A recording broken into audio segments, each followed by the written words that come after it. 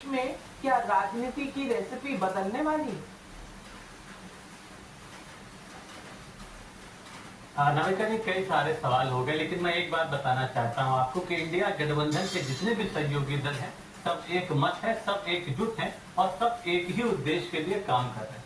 नाविका जी, जहां तक अखिलेश यादव जी का सवाल है, समाजवादी पार्टी और कांग्रेस का सवाल है, दोनों पार्टियों में हर विषय पे पूरी सहमति है। जहां तक आपने उत्तर प्रदेश के उपचुनाव की बात करी, उपचुनाव में क्या निर्णय लेना है, ये शीर्ष नेतृत्व दोनों पार्टियों का सही समय पे तय कर लेगा। अभी तो तारीखें भी नहीं आई चुनाव की, उपचुनाव की, लेकिन हम इस पे बात कर रहे हैं। आपने तृणमूल कांग्रेस की बात करी। आज देखिए, कल्याण बनर्जी जी, तृणमूल कांग्रेस के तमाम सांसद क्या आज वहां नहीं मौजूद थे जब प्रदर्शन कर रहे थे इंडिया गठबंधन के सांसद? देखिए, ये इस प्रकार की न्यूजें, मुझे लगता है कोई आधार नहीं है इस प्रकार की न्यूज़ों का। जो इंडिया गठबंधन का कुनबा है, ये लगातार बढ़ता जा रहा है और आगे भी बढ़ता रहेगा।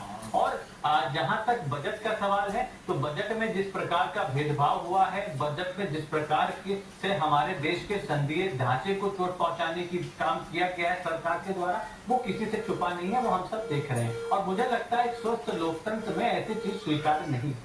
जहां तक आंध्र प्रदेश और बिहार को जो स्पेशल पैकेज नहीं कहूंगा, अनाउंसमेंट, घोषणाएं दी गई, क्योंकि भारतीय जनता पार्टी की सरकार, मोदी जी तो सिर्फ घोषणाएं देते हैं, वो सीधे सीधे टाइम बाय करने का एक प्रयत्न है, एक प्रयास है उनका, वो हम सब जानते हैं। लेकिन देखिए, सबसे महत्वपूर्ण सवाल यह है कि आज जो हमारे देश का जो बजट आया है, वो किस ओर जा रहा है, क्योंकि वो फिर एक वादों का पुलिंदा है और कुछ चीजें तो सिर्फ कॉपी पेस्ट हो गई हैं। अगर हम सवाल पूछते हैं कि भाई आप उत्तर प्रदेश की बात करते हैं, देखिए आपके बगल में जो है जेवर एयरपोर्ट बन रहा है। अभी देखिए, परसों रिपोर्ट आई, जो इकोनॉमिक सर्वे आया है केंद्र सरकार का, वो क्या कह रहा है कि जेवर एयरपोर्ट में जो है सही पैसा नहीं है, इस वजह से जमीनों को एक्विजिशन, अधिग्रहण नहीं हो पा रहा है, उसमें धीमी है गति। ये इस प्रकार की चीजें जो सरकार के प्रोजेक्ट हैं, जो हमारे प्रदेश के प्रोजेक्ट हैं, उनमें गति धीमी है। और आप सिर्फ उस पर भी चर्चा करेंगे, लेकिन अब्बास हैदर भाई, सब कुछ ठीक है, आप भाई भाई में बहुत प्यार है, अखिलेश जी और राहुल जी में बहुत प्यार है,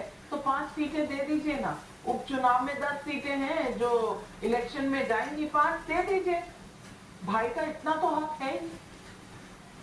नाविका जी, 5 सीटें दे, नाविका जी, क्या देना है क्या नहीं देना, वो तो निर्णय इंडिया गठबंधन ले ही लेगा, वो आपस में तय कर लेंगे। ये चीजें मीडिया में तो नहीं आएंगी, ये चैनल पे तो नहीं तय होगा। ठीक है, तो फिर जो मीडिया में आया है शहजाद पूनावाला जी, उस पर जवाब दे दीजिए।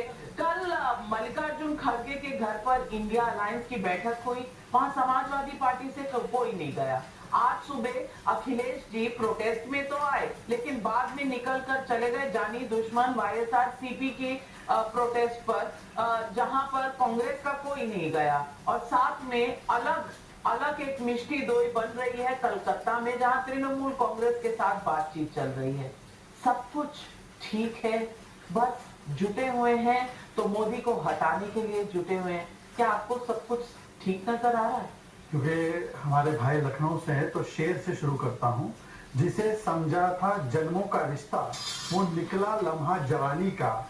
जिसे समझा था जन्मों का रिश्ता, वो निकला लम्हा जवानी का। जिसे समझी थी मजबूत बर्फ की इकाई, वो निकला बुलबुला पानी का। यही इनके अलायंस का हाल है भाई। No mission no vision, only अपना अपना एम्बिशन। इसलिए जो पंजाब में तलाक हो गया था, दिल्ली में भी तलाक, बंगाल में भी तलाक, केरल में भी तलाक, अब यूपी और कांग्रेस में भी, एसपी और कांग्रेस में भी तलाक की ओर जा रहा है। परंतु सवाल यह बनता है कि मैं आपके आज के विषय पर बताता हूँ कैसे तलाक हुआ। इन्होंने अभी क्या कहा, बिहार और आंध्र को समोसा मिल गया, कचौरी मिल गई, ढोकला मिल गया, सब कुछ मिल गया, पकौड़ा मिल गया। अब आरजेडी कह रही झुनझुना मिला।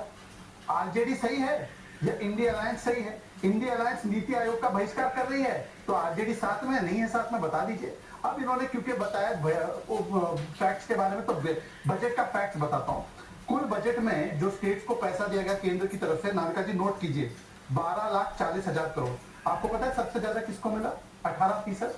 2,23,000 करोड़ उत्तर प्रदेश, मध्य प्रदेश 97,000 करोड़, वेस्ट बंगाल 93,000 करोड़, महाराष्ट्र 78,000 करोड़। मतलब कि अगर ये चुनावी दृष्टि से होता तो क्यों पश्चिम बंगाल को ज्यादा दिया जाता? दूसरी बात, इन्होंने कहा महाराष्ट्र को कुछ नहीं मिला। महाराष्ट्र को 78,000 करोड़ ये मिला, 8,000 करोड़ के स्पेशल प्रोजेक्ट्स मिले, उसके अलावा 15,000 करोड़ रेल का मिला, और उसके अलावा 76,000 करोड़ का वधावन पोर्ट मिला। तो महाराष्ट्र पर भी जो झूठ बोल रहे थे वो भी अब ध्वस्त हो गया। परंतु यूपीए के जमाने में यूपी को कितना मिला पता है आपको बजट में? ये 2,23,000 करोड़। यूपी को यूपीए के जमाने में 59,000 करोड़, ये थी असलियत। बिहार को 2004 से 14 के बीच में पता है कितना मिला? 2,75,000 करोड़। आज पता है कितना मिला है? 9 लाख करोड़। तमिलनाडु को पता है कितना मिला स्पेशल प्रोजेक्ट्स? 8,000 करोड़। आज कितना मिला? 1 लाख करोड़। 2.5 गुना ज्यादा पैसा। कर्नाटका को 3.5 गुना ज्यादा पैसा।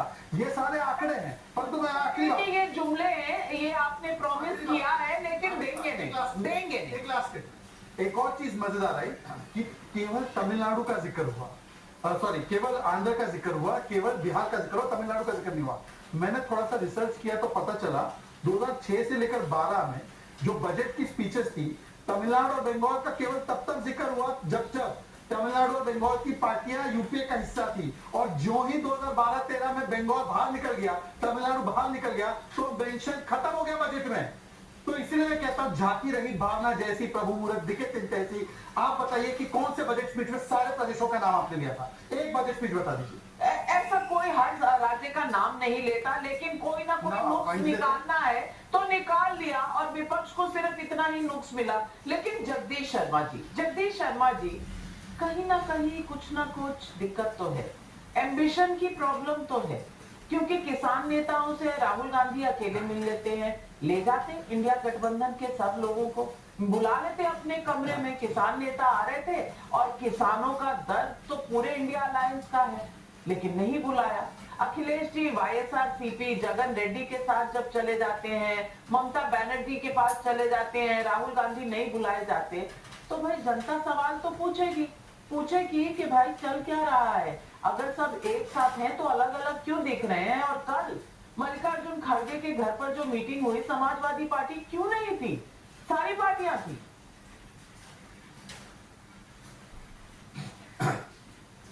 नाविका मैडम जी, सबसे पहले तो मैं आपको सावन के महीने की हार्दिक बधाई देता हूं।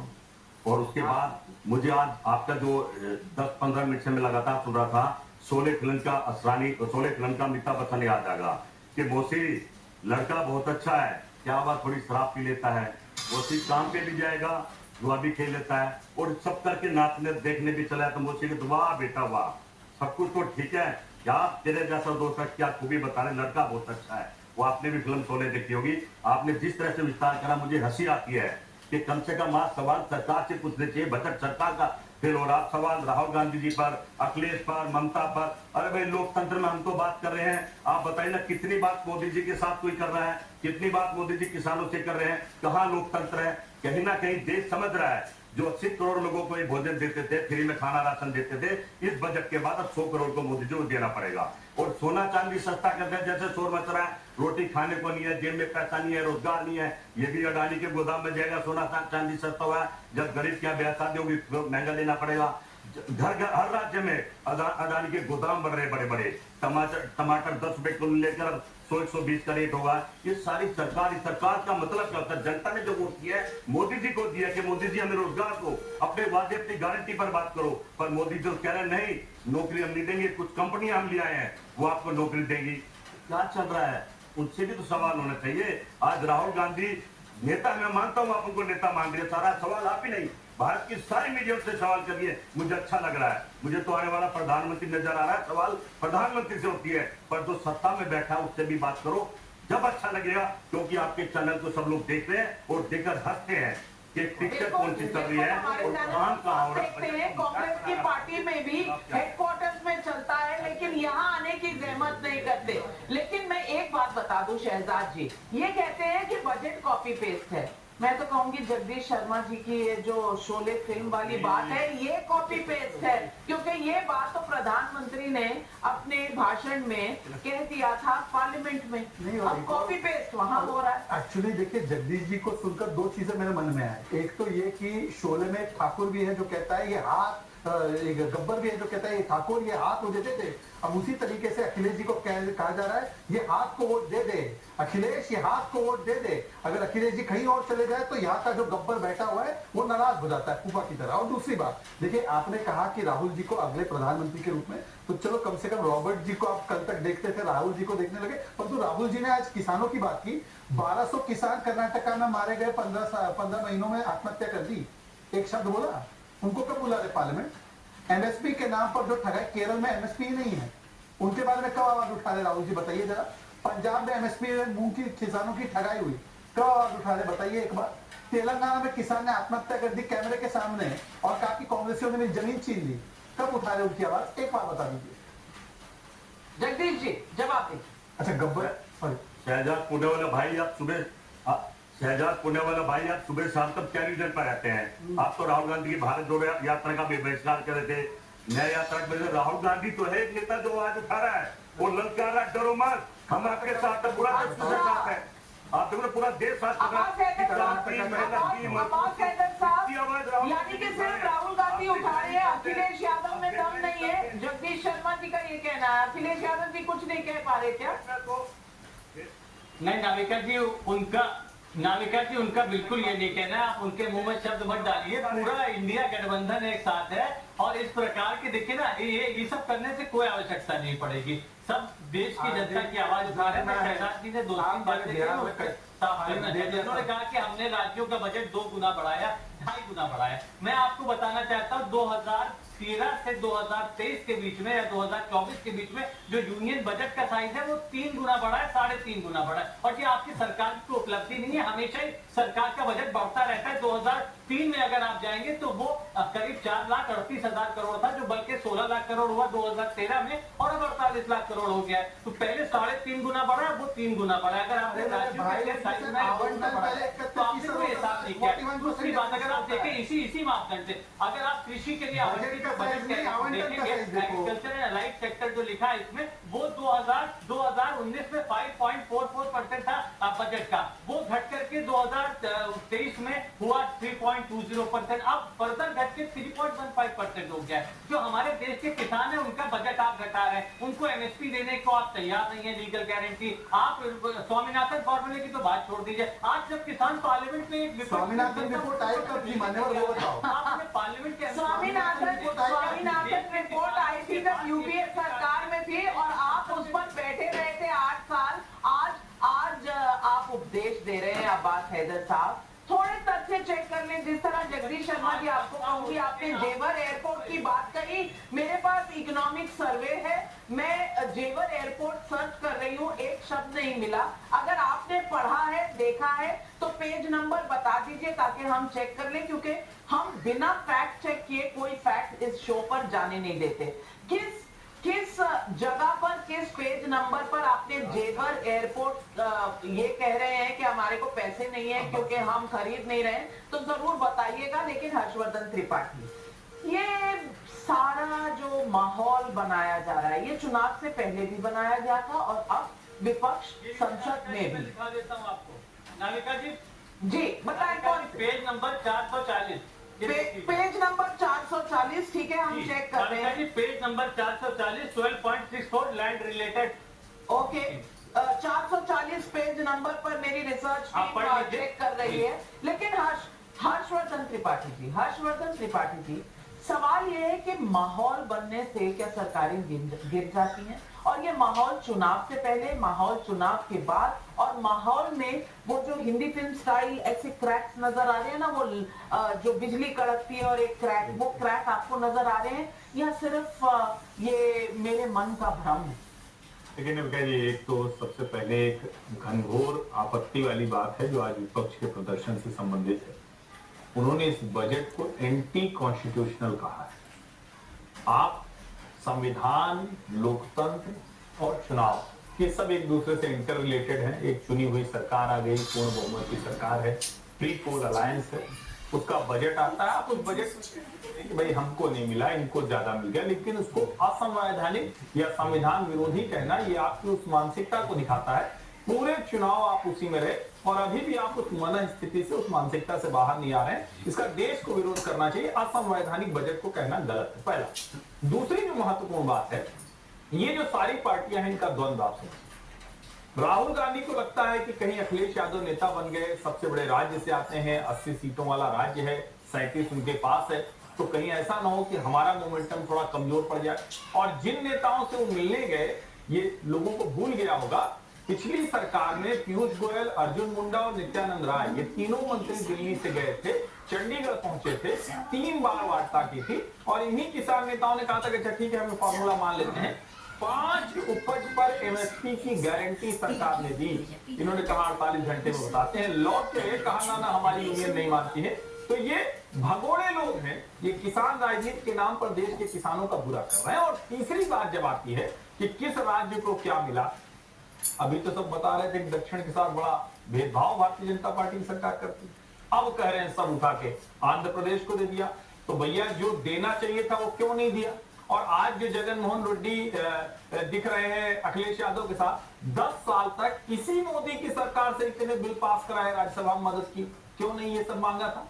क्या रिफाइनरी मांगा, मांगना, हाईवे मांगना, पुल मांगना, ये सब बुरी बात है? ये तो अच्छी बात है। और मैं तो कह रहा हूं कि डेवलपमेंट का कंपटीशन चलना चाहिए राज्यों के बीच में। राजनीति का यही तरीका होना चाहिए। उसको एंटी कॉन्स्टिट्यूशनल कहना, ये डेवलपमेंट के खिलाफ की पॉलिटिक्स है, जो इनके बीच के अंतर विरोध में एक दूसरे से बहुत सही बात आपने कही। और मैं फिर से फैक्ट चेक पे जाती हूँ, 12.64 पेज नंबर 440 में पूरा पढ़कर बता देती हूँ। जेवर एयरपोर्ट कहीं भी मेंशन नहीं है। Land related despite large buildup of connectivity infrastructure and energy related assets, both the sectors reported the need for corrections in the delay in land acquisition and land related clearances. Issues are also raised about slow onboarding of digital land records. In the case of airport development, greenfield airport projects are time intensive due to the need for appropriate site selection, land acquisition. कहीं भी जेवर का नाम नहीं है।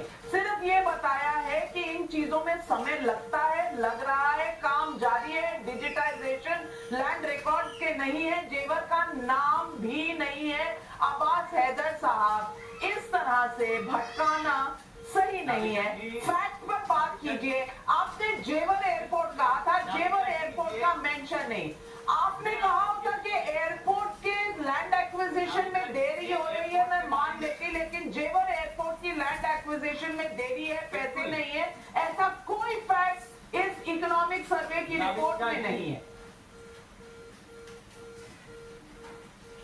नाविका जी, airport land acquisition की देरी की बात है। मैं आपको जेवर एयरपोर्ट की स्पेसिफिक रिपोर्ट दिखा रहा हूँ। आप लगातार देखिए किस प्रकार से किसान वहां पे लैंड एक्विजिशन पैसा नहीं, आप